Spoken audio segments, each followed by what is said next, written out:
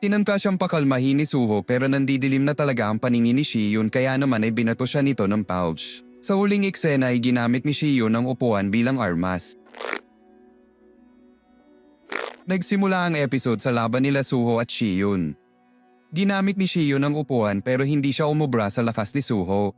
Ayaw pa rin kumalma ni Shiyun pero buti na lang ay dumating ang teacher sa lugar at unti-unting na-realize ni Shiyun ang kanyang mga ginawa. Kinagabihan kasama ng teacher ay pumunta si Shiyun sa ospital kung saan pinagalitan siya ng mama ni Yombin. Pinaliwanag ni Shiyun ang mga nangyari at pinakita ang mga laman ng bag ni Yombin. Kumalma ang nanay at sinabihan siya ng teacher na kailangang mag-transfer ng school ang kanyang anak. Narinig ni Yombin ang buong usapan kaya naman ay mas lalong umigting ang galit niya kay Shiyun. Kinaumagahan ay inaya ng away si Shiyun ng dalawang bully. Tinanggap niya ang hamon ng dalawa at dinala sila sa CR.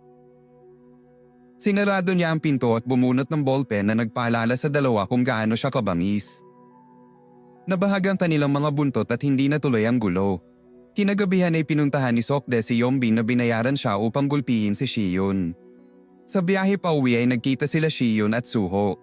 Humingi ng sorry si Shiyun sa kanya ngunit mas gusto ni Suho ng palibre. Kinaumagahan ay naabutan na naman niya si Suho na natutulog sa classroom.